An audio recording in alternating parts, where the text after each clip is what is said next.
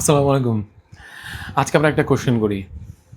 আপনি বলেন তো আপনার কোম্পানি কোন প্রোডাক্ট আপনার জন্য প্রফিট নিয়ে আসতেছে? আর কোন প্রোডাক্ট আপনার জন্য চুপি, চুপি লস করতেছে? আপনি কি বলতে পারবেন? আই গেস না। ক্যাশ ওই মুহূর্তে কত আছে? আপনার কোম্পানিতে ক্যাশ কত আছে সেইটা ব্যাংক অথবা ক্যাশ ফর্মেতে কত আছে? আপনি যদি ইনস্ট্যান্টলি জিজ্ঞেস করি রিয়াল টাইম বলতে পারবেন? আপনাকে যদি বলি কাস্টমারের পেমেন্টের অবস্থা, কত কাস্টমার কাছে কত টাকা পান, ৯০ দিন কে টাকা দেয়নি, ৩০ দিন কে টাকা দেয়নি, কত টাকা পেন্ডিং পড়ে আছে বলতে পারবেন? I think no. তারপর ধরেন স্টকের কি অবস্থা? আপনি স্টকে এক্সেলে যেই ডেটাটা এন্ট্রি করছেন, সেটা কি রিয়েল স্টকের সাথে মিলতেছে? আই থিংক আপনি অনেক সময় তো আমরা মিলবে তো 100% না, বাট আমরা তো করিও না। তারপর দেখেন এই যে একই মাসে সেলসটা টার্গেট করতেছেন।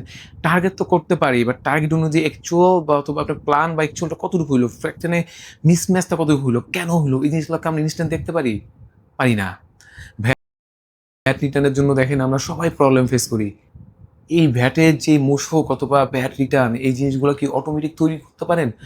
আপনার কাছে তৈরি থাকে নাকি আপনার কাছে স্ট্রেস মনে হয় জিনিসগুলা? আমার কাছে মনে হয় স্ট্রেস মনে হয়, কারণ এটা আমাদের থেকে সবাই প্রবলেম ফেস করি। প্রতি মাসে চুপে, চুপে কত টাকা লিকেজ হয়?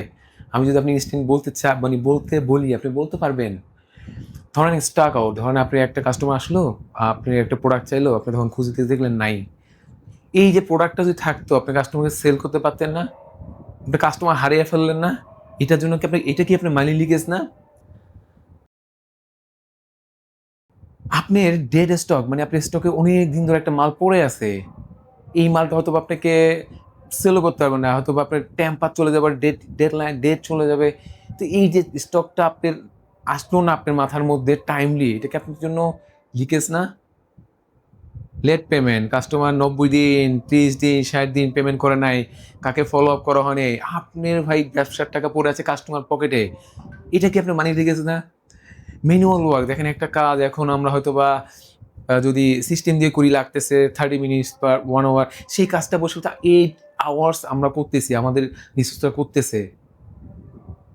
তো এই কাজটা তো 30 মিনিটসই করা যেত। এই যে ৭.৫ ঘন্টা তাদেরকে প্রোডাক্টিভ কাজে ইউজ করতে পারতেন, আপনার ব্যবসাটা আরো অনেক গ্রো করতে পারতেন। এইটা কি মানি লিকেজ না? আপনি ভ্যাট রিটার্ন এবং এনআরবি যে এনবিআর যে প্ল্যান পেনাল্টি গুলা দেন, আপনি সময় মতো দিতে পারতেছেন না, কাগজপত্র সময় রেডি করতে পারতেছেন না। এইটা করতেছেন, এটা কি মানি লিকেজ না? আপনি দেখেন কোনো কিছুই কিন্তু ডেটা দিয়ে ডিসিশন নিচ্ছেন না। ডিসিশন নিচ্ছেন গেস করে। তো গেস করে ডিসিশনটা আসতেছে, সেটা তো রং ডিসিশন হয়। তো রং ডিসিশন করার ফলে যে রং এক্সিকিউশন হয়, সেইখানে কি আপনার মানি লিকেজ হয় না? আমরা হয় দেখেছি এই মানি লিকেজ গুলো এনালাইসিস করে ছোট কোম্পানি থেকে বড় কোম্পানি ইয়ারলি প্রায় 20 লাখ থেকে শুরু করে 2 crore 10 crore পর্যন্ত শুধু মানি লিকেজই করে। যেই টাকাটা এক্সিস্টিং বিজনেস থেকেই কোম্পানির মধ্যে আর্ন করা সম্ভব ছিল, বাট সেইটা বিভিন্ন লিকেজের কারণে কিন্তু আপনি লুজ করতেছেন।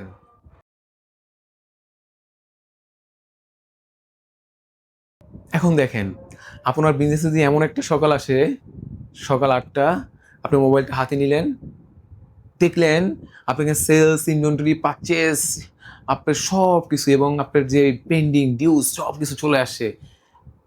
এক ঝলকে দেখে ফেললেন। কেমন লাগবে সেই সকালটা আপনার কাছে? ৫ তারিখের মধ্যে আপনার সব ধরনের রিকনসিলিয়েশন শেষ। সব ব্যাংকের সাথে ধরেন কাস্টমার সব শেষ। কেমন লাগবে সেটা? স্ট্রেসলেস মনে হবে না? কাস্টমারকে ফোন দিল, কাস্টমারের 12 মান্থসের যে আপনার ধরেন অর্ডার, ডিউ অ্যামাউন্ট, তার প্রেফারেন্স সবকিছু আপনার সামনে ইনস্ট্যান্টলি চলে আসলো। তার সাথে কথাটা কত স্মুথ হবে। কেমন লাগবে জিনিসটা? ভ্যাট, অডিট, রিটার্ন, আপনি মূসক অথবা অডিট বা ভ্যাট যেটি বলেন, একদম সবকিছু আপনার সিস্টেমে প্রিপেয়ার্ড আছে। কোনো স্ট্রেস নাই। আপনি একটা জায়গায় গেছেন হয়তোবা বিজনেসের কাজে, দেশের বাইরেও যেতে পারেন বা দেশের মধ্যে অনেক ব্যস্ত থাকতে পারেন। বাট আপনার অ্যাপ্রুভালের জন্য আপনার টিম বসে আছে। আমরা কি করব না, স্যার আসলে আমরা করব। সেটা যদি মোবাইলের থ্রুতে অ্যাপ্রুভাল করে দিতে পারেন, কত সময় সেভ হবে আপনি কিন্তু ইমাজিন করতে পারেন? আপনি ধরেন যে ডিসিশন নিচ্ছেন, সেটা কিন্তু রং ডিসিশন নিতে পারবেন না। আপনি ডিসিশন নিবেন বেসড অন ডেটা। ডেটার উপরে বেস করে আপনি ডিসিশন নিবেন, নট গেস। গেস করে নিয়ে যদি ডিসিশন নেন, ব্যবসাটা কিন্তু গেসের মতো হয়ে যাবে। এটা সার্ভাইভ করতেও পারে, নাও করতে পারে, একসময় হয়তো বন্ধ হয়ে যাবে। বা যখন ডেটার উপরে ডিসিশন নিবেন, দ্যাট উইল বি কনক্রিট।